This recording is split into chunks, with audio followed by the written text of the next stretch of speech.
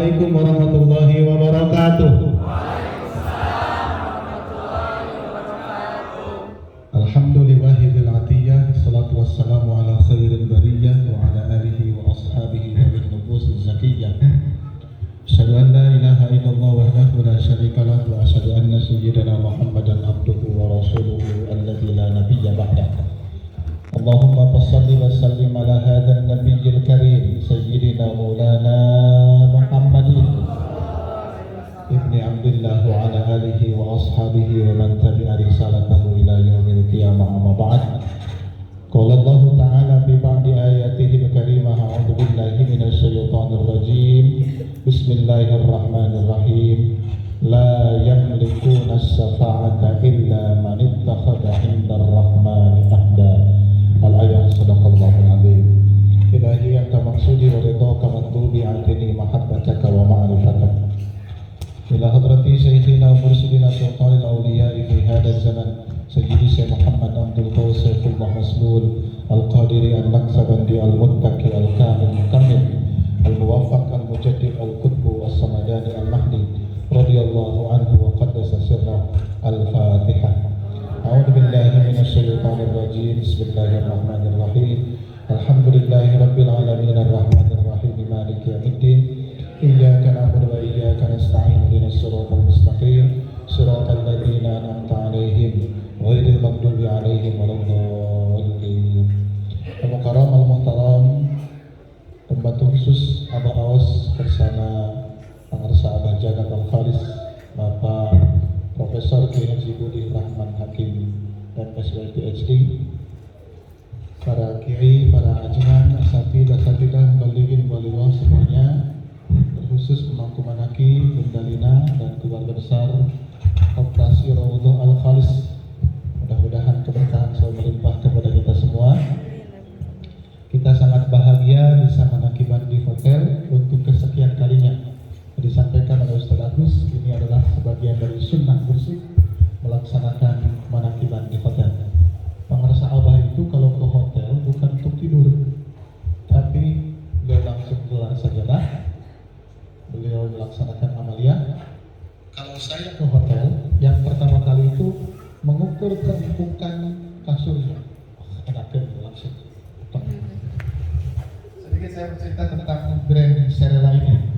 Bundalina sekitar tahun berapa kan mengadakan kegiatan di sini di ruangan ini, dan sebagaimana biasa dilakukan oleh guru kita di tempat yang baru saya datangi, saya manakiban sendirian, baca Quran sendirian, sholawat sendirian.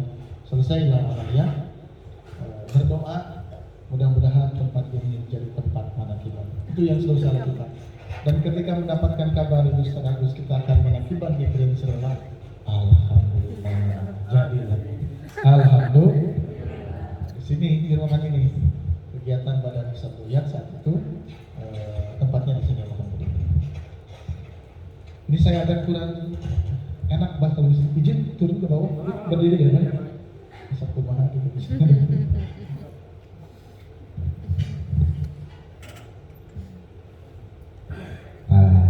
Bebaskan. Baik. Yang menyulitkan fotografer. Baik. Pengarsa Abah Awas itu, sebagaimana kita maklum, adalah pribadi yang sangat produktif. Salah satu karya besar beliau itu Qadha'ul Syukur Binailil Ridha. Saya akan mengulang pernyataan Buya Saleh almarhum. Dulu Abah Anom membuat kitab Miftahus Sudur, ya, menyusun kitab Miftahus Sudur yang kita bisa baca. Berapa bu? Jumlahnya itu 6 bab, berapa jilid? Ada 2 jilid Miftahus Sudur, 6 bab, ya. 4 bab di jilid pertama, 2 bab di jilid kedua. Kata Buya Saleh saat itu Miftahus Sudur dalam bentuk tulisan. Tapi Miftahus Sudur dalam bentuk prototipe yang bisa kita lihat sebagai copy paste Abah Anom adalah Miftahus Sudur yang bisa ditanya, yang bisa diajak berbicara, yang bisa dimintakan konsultasi dengan kita, yaitu pengarsa Abah As. Mudah-mudahan nanti dikonfirmasi oleh pengarsa Abah Jaga. Ketika saya dengan Abah Jaga bersilaturahim ke rumahnya Profesor Ahmad Tafsir, salah seorang wakil talqin pengarsa Abah Anum dulu pada masanya, Abah Jaga kan seorang jurnalis ya. Jadi pertanyaannya di luar dugaan kami yang ikut membersamai beliau. Pengarsa Abah Jaga bertanya ke Prof Tafsir saat itu, Prof, menurut Prof, di antara seluruh wakil talqin pengarsa Abah Anum, menurut Prof, siapa yang paling layak untuk meneruskan Abah Anum? Pertanyaannya, sekali lagi, di antara seluruh wakil talqin pengarsa Abah Anum, menurut Prof sendiri, siapa yang paling layak untuk meneruskan kepemimpinan kebersihan pengarsa Abah Anum? Saat itu saya menunggu jawaban beliau. Apa jawabannya? Tapi hebatnya Prof Tafsir, karena beliau akademisi luar biasa. Kata beliau, ya jangan gaus. Itu 2016 ya, sekitar 2012 atau 2013 kita ke rumah. 2012 ya. Ya jangan gaus. Jawab beliau, jawab Tafsir ya, bukan bahasa kita, jawab beliau. Pertanyaan apa aja? Alasannya apa, Prof? Kata Prof Tafsir, pertama, ajengan gawas itu ilmunya luar biasa. Kalau ada pertemuan wakil talqin ditemukan banyak masalah, ujung-ujungnya yang menyelesaikan ya ajengan gawas. Jadi bahasa Prof Tafsir ya. Kalau ada bedah masalah, kumpulan wakil talqin, ujung penyelesaian masalah itu pasti dia gawas. Aspek kedua. Yang kedua, kata Prof Tafsir, akhlaknya ya tahu semua lah gimana ajengan gawas akhlak. Dan yang ketiga, nah ini yang susah kata beliau. Yang ini yang susah apa? Amaliyahnya. Amaliyah ajengan gawas itu susah untuk diikuti, susah untuk disamai oleh kami wakil-wakil talqin pengarsa Abah Anum saat itu. Saya menulis pada Allah Gusti, alhamdulillah saat itu ya. Tapi ada ujungnya, kata beliau, tapi kan beliau lebih muda daripada saya. Tapi kan beliau lebih muda daripada saya. Begitu. Bapak Ibu semua, kenapa saya ceritakan?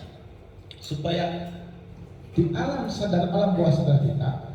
Jadi kalau sekarang pengarsa Abah Awas pada masa kita sekarang ini punya kitab Fadhailus Zuhur, maka pasti di antara muridnya nanti ada yang Fadhailus Zuhur yang bisa ditanya, yang bisa dicium tangannya, yang bisa disapa oleh kita, dan dia menjawab kepada kita. Dan itu kan terus berlangsung dari satu silsilah ke silsilah yang lain. Nah, inilah yang harus menjadi kesadaran kita bersama. Siapakah itu? Yang boleh jadi yang di hadapan saya ini. Ya. Mas Agus mana Mas Agus? Mas Agus boleh jadi. Begitu. Yang tidak boleh itu ngaku. Betul nggak? Nah, ini yang ingin saya sambungkan dengan beberapa huruf yang disebutkan oleh pengarsa Abah Awas di dalam Fadhailus Zuhur, bahwa ada ide yang dimuliakan Allah Subhanahu wa taala. Tadi Gus Agil menyampaikan ayat yang luar biasa. Ini kalau dalam makro FTQ, ini makro horor. Jadi kalau ayat ini jadi makro lomba, itu semua kori hampir angkat tangan. Kenapa? Karena ayatnya susah untuk dinyanyikan, untuk dilanggamkan. Beliau tadi mengatakan, la yamlikuna syafa'ata illa man ittakhadha indar rahmani ahda. Tidak akan mendapatkan syafaat seseorang yang tidak punya ikatan perjanjian, ya. La yamlikuna syafa'ata, tidak akan dapat syafaat, tidak memiliki syafaat, memiliki hak syafaat dan memberikan syafaat kepada yang lain. Illa man ittakhadha, kecuali orang yang mengambil minar rahmani, dari Allah ar-Rahman, ahda, perjanjian.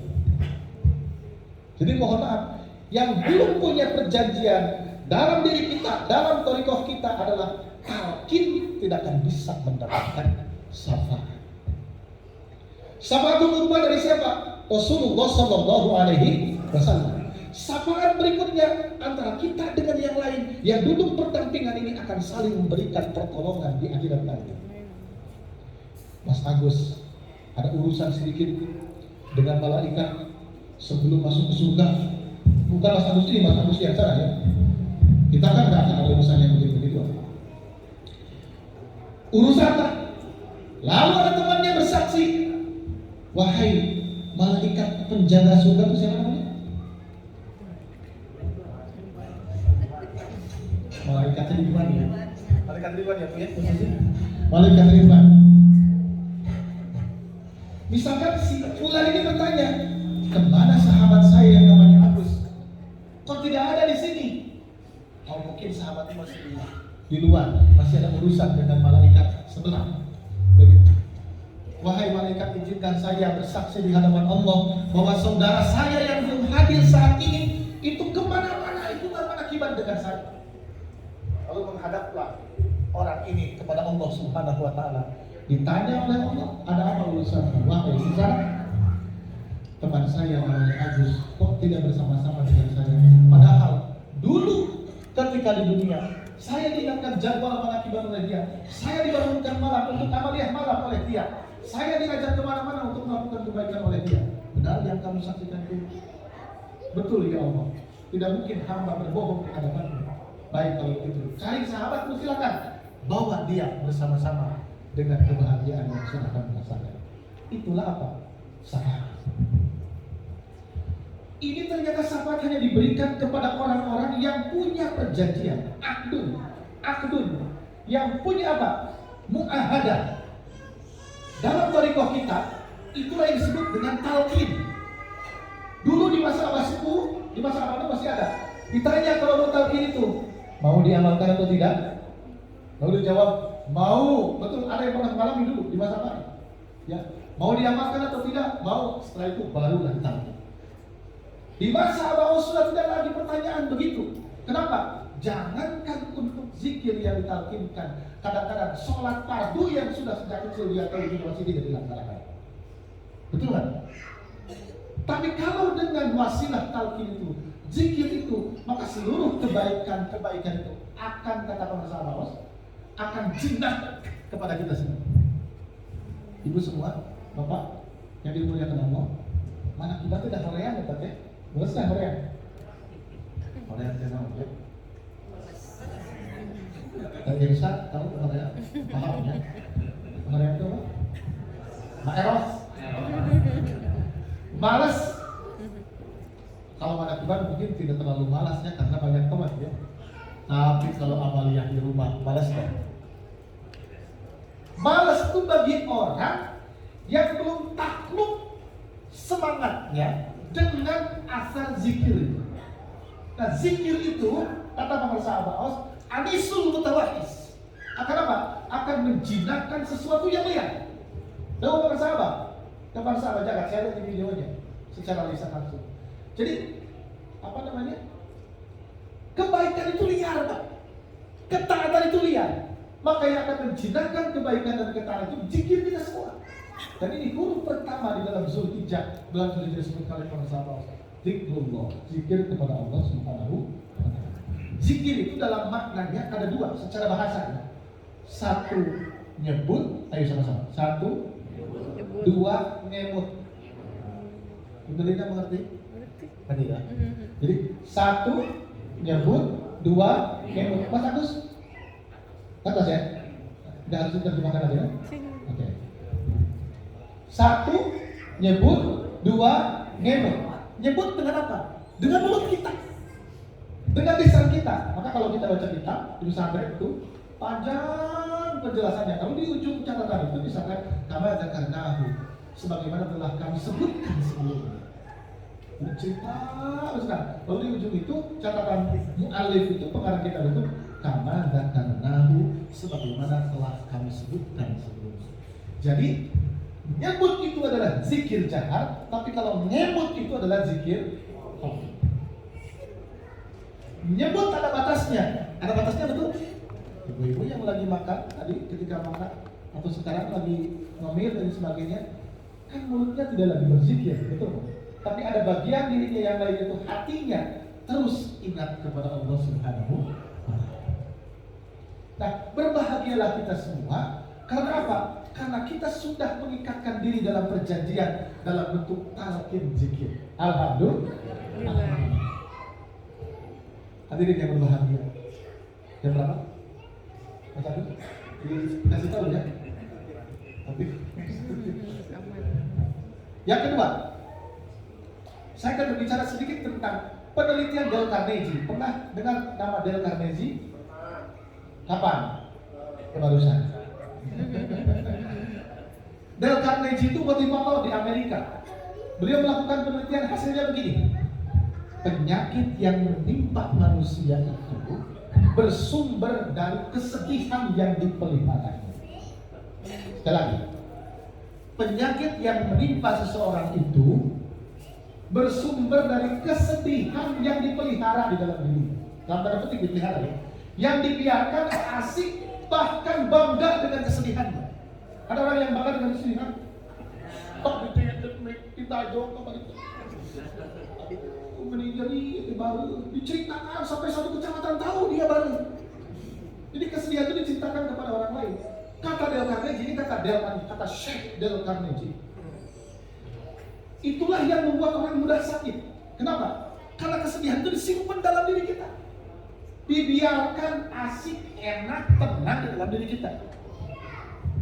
Makanya 14 abad yang lalu Rasulullah dengan sangat tegas mengajarkan kepada kita doa supaya tidak sedih. Bagaimana doanya? Ayo, ada yang tahu?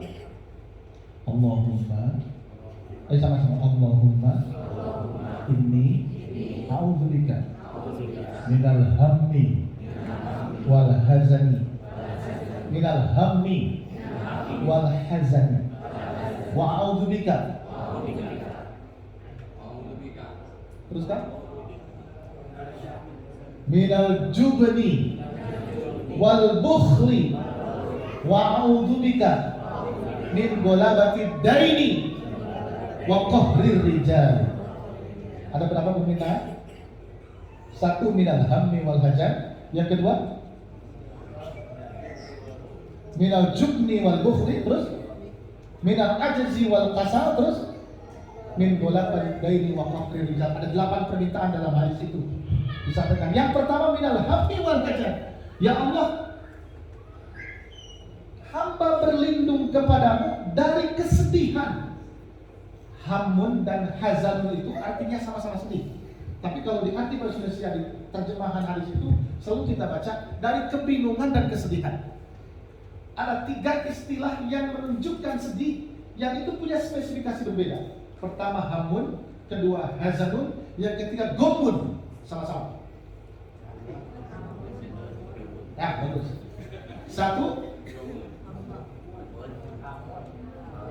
mun, 2 mun gitu ya. Hamun, hazanun, gomun. Sekali lagi. Ibu dulu. Ibu nggak tahu. Bapak jangan kalah. Kalau bapak kalah ditinggalkan ibu.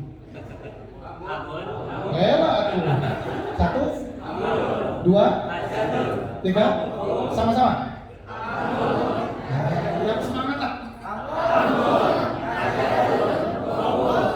Ini semuanya sedih. Apa bedanya? Kalau hamun itu Bapak, sedih yang kita rasakan sekarang dengan kejadiannya. Ini sedihnya dirasakan dan kejadian yang membuat sedihnya juga masih terjadi. Contoh apa? Mohon maaf ya, misalkan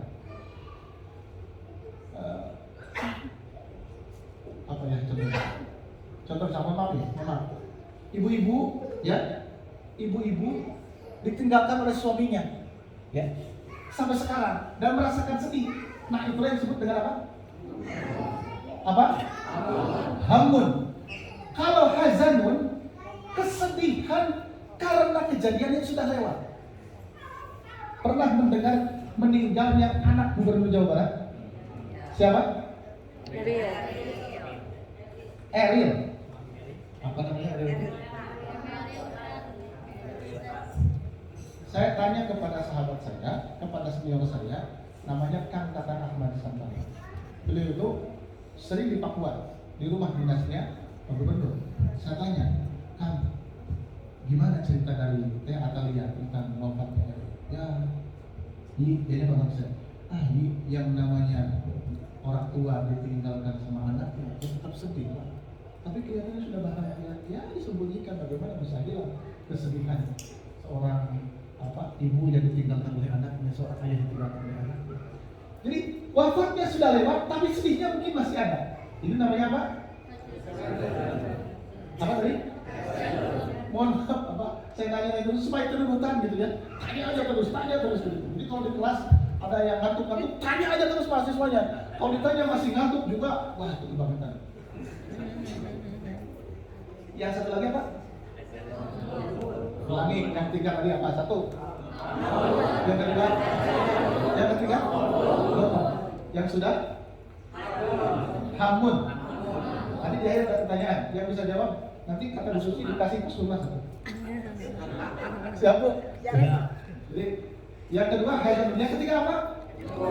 Kalau gomun itu kesedihan karena sesuatu yang belum terjadi. Jadi bingung, gelisah. Apa kata anak muda itu? Gegana. Tahu gegana? Gelisah, galau, merana.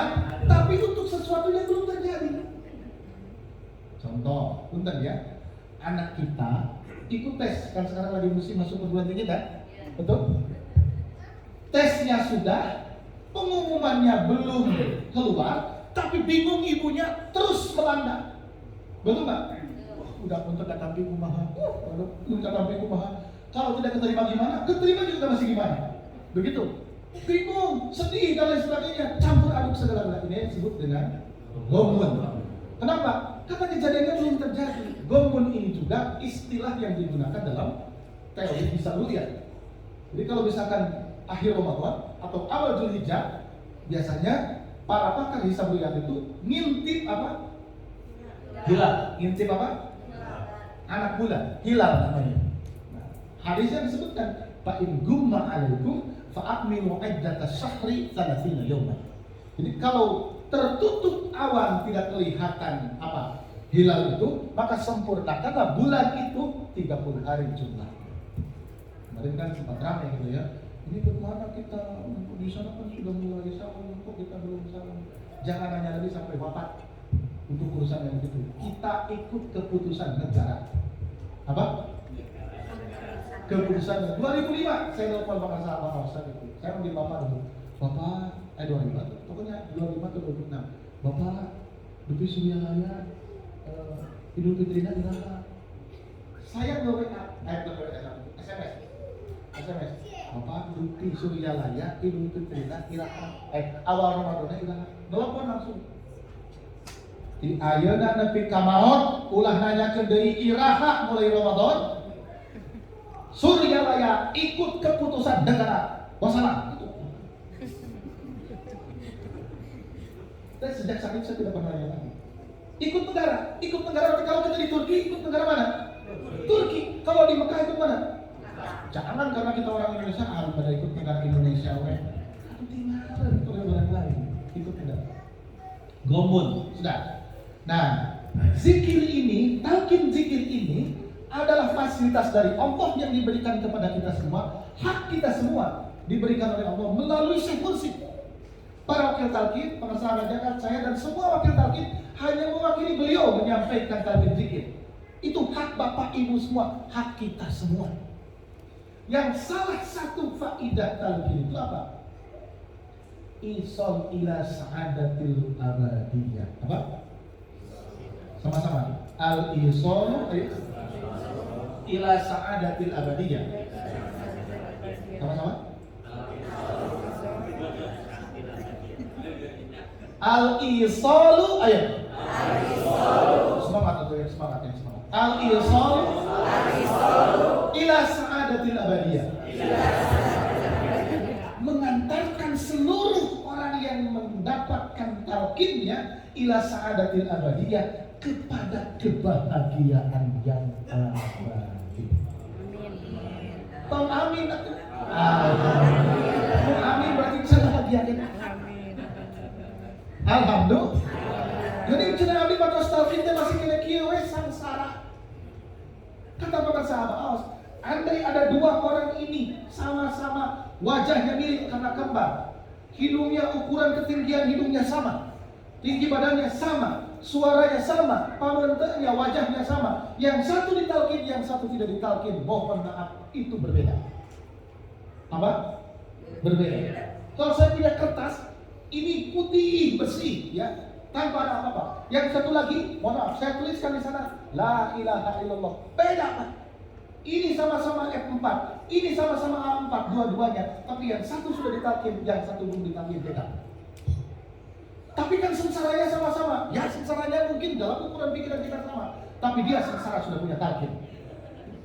Seperti saya dulu ketika selesai kuliah, ini pulang ke kampung, Mbak, atau tinggal di Bandung. Bayangkan pulang ke kampung jadi tukang macul merenang kita. Aduh, kabayang, pulang kalau murid jadi tukang macul, baturan-baturan itu kuliah lulusan SD jadi tukang macul. Guru-guru itu selalu aja lulusan SD. Tapi saya mikir, oh beda. Dia mah tukang macul lulusan SD, siapa tukang macul? SIG. Beda nggak? Beda. Mbak dengan kuda beda nggak? Beda. Jadi zikir yang kita lakukan, talqin yang kita dapatkan itu untuk mengantarkan diri kita pada kebahagiaan yang abadi. Di mana letak kebahagiaan itu? Karena kita selalu ma'iyatullah. Apa namanya? Bersama-sama dengan Allah Subhanahu wa ta'ala. Memaknai bersama dengan Allah itu bukan bersama seperti ini. Karena Allah itu beda dengan kita. Dalam akidah kita, akidah Ahlus Sunnah wal Jamaah, ada yang disebut dengan apa? Mukhalafatun bil hawadits. Allah itu beda dengan kita. Tapi kebersamaan dengan Allah itu adalah kebersamaan dengan sesuatu yang Allah ridhoi. Mohon maaf, kalau misalkan ada musim kampanye, contoh misalkan saya ini calon presiden, ya calon presiden lucu, tetapnya misalkan juru kampanye itu kita bersama Ucup, betul nggak? Saya ada di mana, yang kampanye di mana? Mungkin di Papua sana, betul nggak? Dia bersama dengan saya nggak? Tapi dia bersama dengan visi misi saya sebagai calon presiden. Paham nggak? Saya mengatakan begini, kita siap bersama dengan Abah Haus. Secara logis kan kita tidak bersama-sama dengan beliau, betul nggak? Tapi kesiapan kita bersama dengan beliau itu siap untuk taat kepada seluruh irsyadat beliau, arahan beliau, amaliyah yang diajarkan beliau, ibadah yang dicontohkan beliau. Itu namanya bersama dengan Abah Haus. Nah, kita dalam kita sekarang di masa-masa Abah Haus kita mengenal istilah itu. Ada sohbah sugro, ada sohbah kubro. Sohbah sugro itu bertemu secara zahir kita dengan beliau, tapi sohbah kubro itu adalah taat tunduk kepada seluruh sistem amaliyah, sistem akhlak, sistem apapun yang diajarkan oleh guru kita masa Haus. Kita tidak bersama secara fisik dengan beliau, tapi amaliyah dari mulai bangun tidur sampai tidur lagi dilaksanakan oleh kita. Berarti kita bersama-sama dengan. Hanya saja kita suka namanya tertipu oleh pandangan. Anak Mario, ayah Abah Haus kan, gitu. Masih kira yang bertanya gitu. Mereka mana kita dari Abah Haus, Bapak Ibu semua, ya. Ini harus jadi sistem keyakinan semua. Di setiap manakiban, maka seluruh ahli silsilah itu datang, hadir di sana. Kata Syekh Abdul Qadir Al-Jailani, "Idza quri'at manakibi fa ana hadir." Di mana manakibku dibacakan, maka di sana aku hadir. Jadi setiap nama guru-guru kita disebutkan, maka beliau hadir ada di depan kita semua. Alhamdulillah. Alhamdulillah. Nama iyatullah itu artinya bersama-sama dengan Allah, bersama-sama dengan sesuatu yang diridhoi oleh Allah Subhanahu wa taala. Manakiban diridhoi oleh Allah. Manakibannya diridhoi, tinggal menjaga ridho Allah dalam manakiban itu dengan tidak melakukan hal yang tidak diridhoi ketika manakiban. Ayat itu yang dilakukan. Ada datang manakiban tapi pulang ambil sendal orang lain. Nah, manakibannya diridhoi tapi ngambil sendal orang lainnya. Kan kata ustadznya tadi di manakiban, ambil yang baik tinggalkan yang buruk. Saya akan bawa sendal jepit jelek, ini ada sendal karbil yang bagus, ya saya ambil aja. Kan ambil yang baik tinggalkan. Nah, itu nurutan manakibannya. Ngantuk. Nah, Bapak Ibu yang dimuliakan Allah. Jadi Ajaran dari Nabi Muhammad sejak 14 abad yang lalu, 15 abad yang lalu itu supaya kita tidak terjebak dalam kesedihan. Sedih boleh, manusiawi, ya. Karena kita manusia pasti merasakan kesedihan, tapi berlarut-larut dalam kesedihan itu yang tidak diajarkan oleh agama kita. Dengan apa kita memiliki itu semua? Karena kita ingin sampai selalu, ingin terus bersama-sama dengan kebahagiaan yang abadi dengan la ilaha illallah. Kadang-kadang mohon maaf Bu, Pak, kesedihan itu datang lagi. Supaya apa? Supaya kita lupa kepada Allah dan kita fokus dengan kesedihan. Sedih, mobil api kata berat. Maka sekarang harus dari keyakinan kita, kebiasaan kita, kalau dapat musibah kita bacakan apa? Innalillahi wa inna ilaihi. Karena jelas ayatnya ya. Idza asabatkum musibah qalu innalillahi wa inna ilaihi raji'un. Sifat orang yang beriman itu kalau dia mendapatkan musibah dari Allah, ujian dari Allah, dia mengatakan apa? Innalillahi wa inna ilaihi raji'un. Sekarang mari kita digeser sikapnya. Kalau kita dapat ujian, dapat musibah, dapat apapun, mulailah dengan mengucapkan alhamdulillah. Baru ucapkan istirja. Innalillahi wa inna ilaihi raji'un. Wah, jangan garang. Apa awas kalau ada laporan misalkan dari salah seorang ikhwan ABTQ langsung alhamdulillah. Tapi jangan disampaikan kepada orang yang non ikhwan ya. Aya nu maot innalillahi wa rajiun. Alhamdulillah. Di balai nongku. Segala atau batur teh mawon gitu. Bukan. Kenapa? Karena masuk ujian itu adalah nikmat. Betul nggak? So, saya punya anak sekarang kelas 6, nanti di ujung belajarnya kelas 6 itu ketika ada UN ujian nasional, kata sekolah anak bapak tidak diperbolehkan ikut ujian. Sedih kan? Sedih atuh. Bayangkan sudah 6 tahun sekolah belajar, di ujung masa studinya tidak boleh ikut ujian. Sedih banget. Bayangkan kuliah S1 4 tahun tapi di ujungnya tidak bisa sidang munakasyah, sidang skripsi nggak bisa. Sedih atau apa? Jadi masuk ujian itu adalah nikmat. Maka kita harus mengucapkan apa? Kita jauh hidup. Mobil ditabrak. Alhamdulillah. Langsung Allah. Mahal ya teh. Coba lunas. Jangan begitu sekarang. Alhamdulillah. Mobil ibu gimana? Tidak rusak? Oh tidak alhamdulillah. Mobil bapak gimana? Pecah lampunya. Bapak pas senyum-senyum saja. Alhamdulillah ini ujian. Berarti saya tidak harus bertanggung jawab apa-apa? Oh tidak, nanti dulu. Tapi katanya tadi alhamdulillah, ya kita kan sama-sama ujian. Saya sabar karena tertabrak dan pecah lampunya. Ibu juga ujian, terus ganti lampunya. Salaman. Oh baik begitu. Bapak di mana rumahnya? Ujung Berung. Oh iya. Ujung Berungnya sebelah mana? Oh dekat rumah sakit. Oh itu dekat rumahnya Pak Ucup. Iya kan saya Ucup sendiri. Ibu sama siapa ini? Udah bawa anak gadis. Oh ini anak saya. Oh saya juga punya bujang. Bagaimana kalau kita bersana? Bersana. Jadi gimana urusan lampu? Tetap harus diganti. Itu kan cuma drama saja gitu ya. Aslinya nggak begitu pasti. Sekarang belajar kita belajar. Kalau dapat ujian itu ucapkan apa? Sopnya keluar nih dari sini dari hotel semua nanti ya ucapkan alhamdulillah. Lalu doakan sambil memandang hotel ya Allah, ini hotel mudah-mudahan makin berkah. Kemudian kami bisa mendakibat lagi di sini. Ya mudah-mudahan ya. Insyaallah. Bayangkan tadi ceritanya dari grup kagum itu sudah MOU dengan KRA dengan Koperasi Rondo Al-Khalis. Semua hotelnya disiapkan untuk mendakibat dan sudah ngantri hotel yang lain. Masya Allah. Bapak Ibu, inilah tadi saya berbicara dengan pengusaha Abang Jaga. Inilah bukti kita semangat berkolaborasi. Kata beliau, hari ini bukan zamannya kompetisi, tapi hari ini zamannya kolaborasi.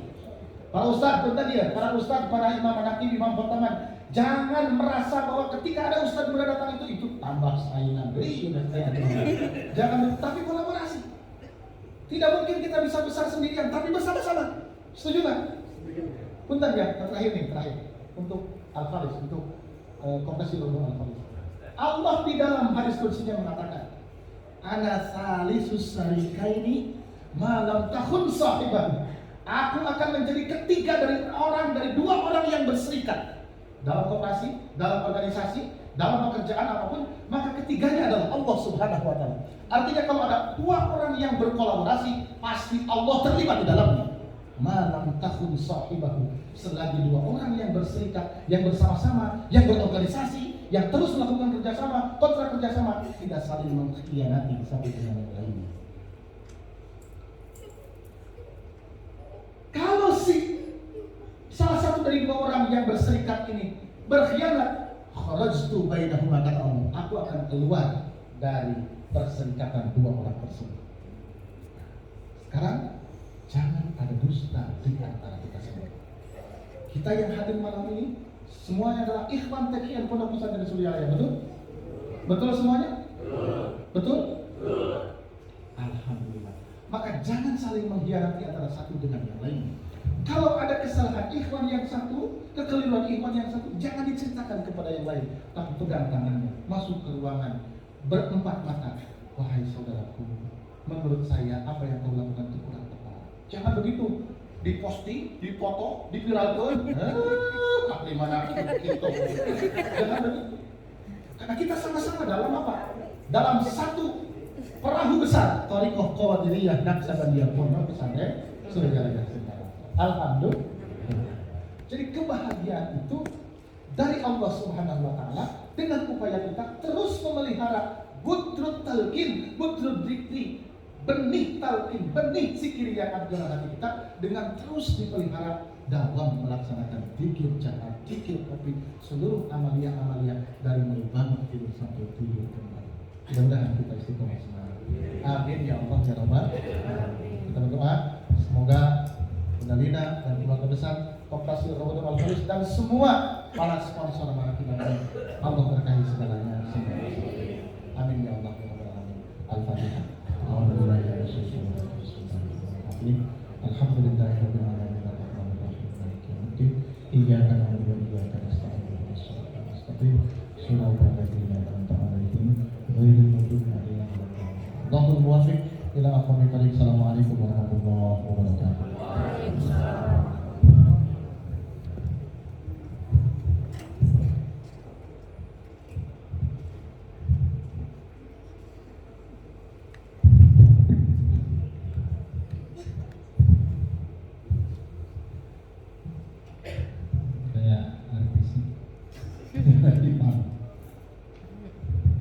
Bismillah, Assalamualaikum warahmatullahi wabarakatuh. Waalaikumsalam warahmatullahi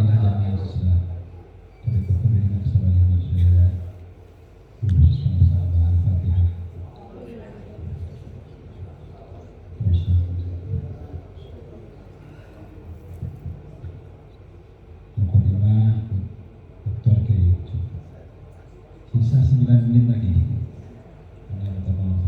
Nagiban malamnya lebih dari 10.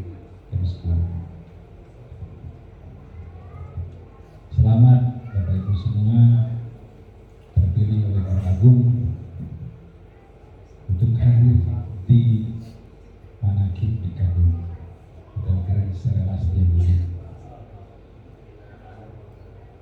Karena pilihannya ke Bandung itu Mall di Paris Panjapa, ke Pucuk, pokoknya tempat-tempat ke kafe, banyak pilihan-pilihan untuk menyenangkan diri sendiri. Tapi kenapa Bapak Ibu memilih di sini? Kalau bukan pilihan itu berat.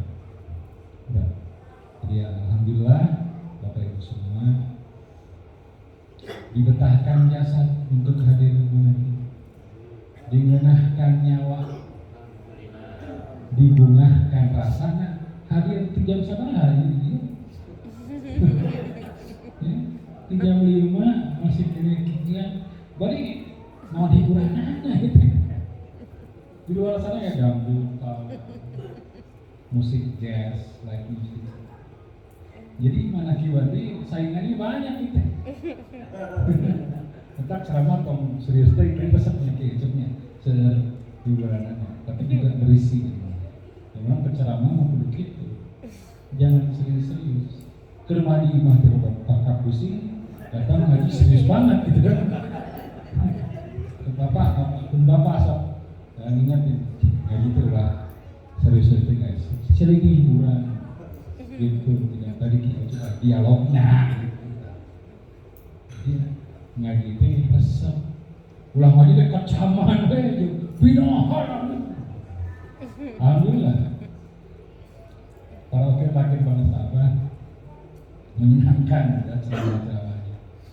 Banyak bukan hanya ilmu yang dibagi, tapi kesenangan, kebahagiaan. Kita semua memilih berbahagia dengan cara seperti itu. Dan kita memilih cara membahagiakan diri sendiri dengan satu ajaran amal, mengamalkan ajaran para aulia yang la khaufun alaihim wa hum. Jadi kita memilih kegiatan untuk kebahagiaan yang kekal. Tadi pagi Putri Simpuri menelpon di Australia, kuliah di jurusan psikologi di Western Australia University. Nah dia pengen ngetes, itu konsultasi dengan psikolog. Jadi tadi kemarin itu dia pertemuan kedua dengan psikolog. Ternyata ketika ditanya tentang kamu harus tahu cara untuk membahagiakan dirimu sendiri. Terus kemudian gimana ini caranya agar saya bisa bahagia? Ternyata ya, yang beliau sampaikan psikolog beliau sama aja dengan yang saya sering bilang. Ujungnya mah bikin satu kegiatan yang melahirkan gerakan yang memproduksi happiness chemical. Happiness chemical itu hormon kebahagiaan. Dalam diri kita itu ada hormon yang jika kita melakukan gerakan tertentu akan memproduksi kebahagiaan. Nah, jadi satu awal ini sekolah mereka ini dikir, tapi dikir sesuai petunjuk Kanjeng Nabi Muhammad. Karena gerakan, kalau beliau menyarankannya ada meditasi, lalu olahraga, yang kemudian dengan meditasi olahraga itu bisa membuat kita memproduksi hormon happiness. Jadi nanti kalau kita bisa melakukan itu, kita tidak perlu tempat, tidak perlu yang lain untuk bahagia. Kamu harus punya cara menemukan kebahagiaan diri sendiri. Karena ini ditulis dan dimuat di Jatman tentang zikir dan produksi hormon kebahagiaan. Di dalam diri kita itu ada hormon kebahagiaan, ada 4. Hormon dopamin, oksitosin, lalu serotonin dan dopamin, endorfin. Satu hormon optimis, yang kedua hormon cinta, yang ketiga hormon pengatur mood, yang satu lagi painkiller yang menyakitkan bisa membunuh rasa sakit. Nah, gerakan zikir yang diajarkan oleh guru-guru Ahlus Islam itu adalah gerakan yang secara otomatis bisa memproduksi 4 hormon kan? Dengan makanya kata pemirsa, zikir jangan mager. Mager apa? Malas gerak. Karena dengan zikir yang sesuai suara yang keras, pukulan yang terarah, itu memproduksi hormon dopamin. Dopamin itu hormon optimis. Hidupnya optimis, jauh dari pesimis. Orang optimis kan berarti dia hidup dengan penuh masa depan yang cerah. Yang kedua hormon oksitosin hormon cinta. Nggak ada di hatinya itu benci. Jadi kalau melimpah produksi hormon oksitosinnya, dia menjadi pecinta, bukan pembenci. Menjadi lovers, bukan jadi haters. Gitu. Yang ketiga hormon serotonin. Hormon serotonin teh mood swing. Jadi kalau kita dalam diri ini memproduksi hormon serotonin, kita memproduksi hormon yang bisa memperbaiki mood kita. Kalau kan kadang bete itu apa? Bad moodnya, bad temper. Bete itu karena ada di dalam diri kita itu, mood kita tuh kadang-kadang ada good mood, ada bad mood, ya bahasa Inggrisnya. Nah, orang yang bad mood itu berarti dia kekurangan hormon serotonin di dalam dirinya. Nah, kegiatan zikir yang kita laksanakan itu bisa memproduksi hormon serotonin sehingga cadangannya melimpah. Nah, kita selalu in a good mood. Terakhir, hormon endorfin. Endorfin itu adalah kalau kita sering gampang sakit hati. Siapa yang sering gampang sakit hati? Baru ini diejek sedikit, diomongin sedikit, dimarahin sedikit, udah hatinya sudah langsung terluka, tersakiti. Nah, dia pasti karena kekurangan hormon endorfin. Jadi gampang terluka hati. Sakit hati itu penyakit hati, kata pengusaha. Makanya orang mah lah nyeri hati karunya ke batu, karunya ke batu. Kata orang kita mah jangan sakit hati, kasihan sama orang lain. Apalagi pengamal salam rijal goib, asal rijal goib, asal arwah yang berdasar. Nah itu kalau kita sudah ngamalin itu, jangan sakit hati, bisa berbahaya. Jangan sekali-kali menyakiti Teocu karena sudah ngamalin, bisa nyakitinya menjadi sakit. Oh udah apa? Assalamualaikum ya rijal goib. Kudu diatur, kan jangan niat untuk membuat orang lain tersakiti. Kita jangan menyakiti dan kita jangan sakit hati. Karena kalau kita sakit hati, aduh yang nyakitinya bisa berbahaya. Nah, kalau kita mengamalkan zikir, hormon endorfinnya meningkat cadangannya. Kalau melimpah, maka diomongin kayak apa, digunjing, santai aja, gitu ya. Jadi artinya kesimpulannya kuliah naon jauh-jauh ke Australia itu ternyata sarwa wae. Tapi tidak apa-apa, itu untuk bukti benarnya ajaran amalan para pecinta. Ya kita seperti itu. Dan semoga Bapak Ibu semua, Bapak Ibu yang pernah ada di sana selalu diringankan jasadnya, dibetahkan jasadnya untuk hadir di majelis-majelis dan kita terpilih untuk berbahagia dengan cara yang ini. Karena memilih cara bahagia dengan kegiatan zikir pertama mengakibat salah satu sunnah, kita akan menemukan kebahagiaan dalam diri kita. Nanti kita sampai pada fase tidak perlu orang lain untuk berbahagia. Tidak perlu tempat yang indah untuk bahagia. Di mana aja, kapan aja, dan dengan siapa aja kita mau bahagia. Rek aya jelema bahagia, dua jelema bahagia. Arek kapuncut bahagia di kolong jembatan jelema bahagia. Nah, eta hanya bisa kalau kita memilih cara bahagia dengan mengamankan, dasarkan ajaran 124.000 wali, 124.000 nabi, 313 rasul-rasul. Terima kasih kepada Bapak Ibu sahabat itu yang telah menyampaikan Allah berkah untuk kita semua para pecinta jiwa. Semoga kita pulang dari majelis mulia ini membawa kemuliaan, diberkahi usianya, diberkahi kesehatannya, diberkahi rezekinya yang halal, yang melimpah ruah, diberkahi ibadah berkah.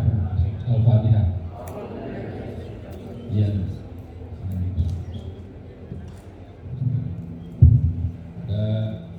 Mangkuman lagi sudah ada yang menjadi sudah Ustaz yang roboh analis Mustafa. Kita terus semangat mengembangkan program Ibu Agung, bukan hanya mengakibat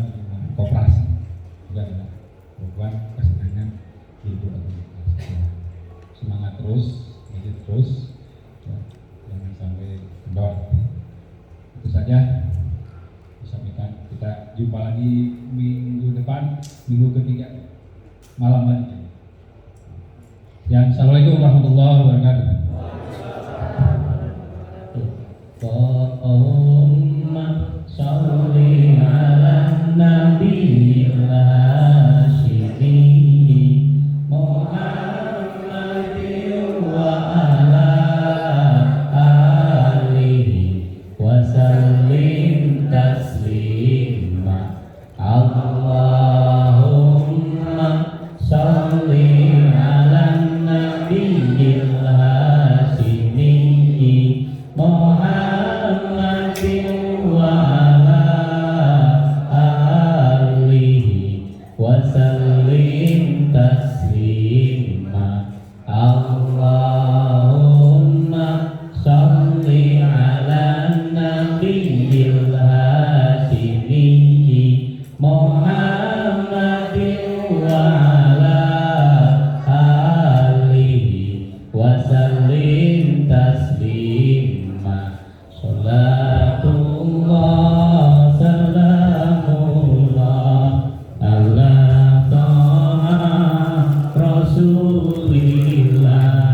Salatullah salamullah ala yasin habibillah wa sana bismillah wa bilahi rasulillah wa kulli mujahidillah bi alillah ya Allah.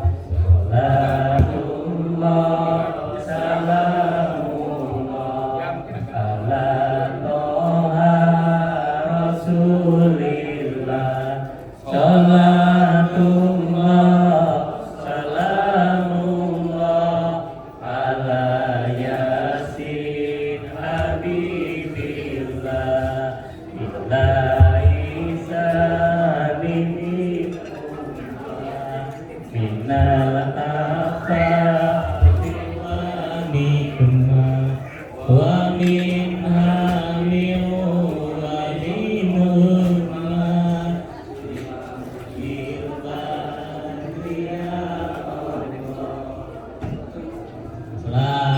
Salatullah salamullah ala toha rasulillah. Salatullah salamullah ala yasin habibillah. Tawasana bismillah wa bil hadi rasulillah wa kulli mujahidillah bi alil badri ya Allah. Salatullah salamullah ala toha rasulillah. Salatu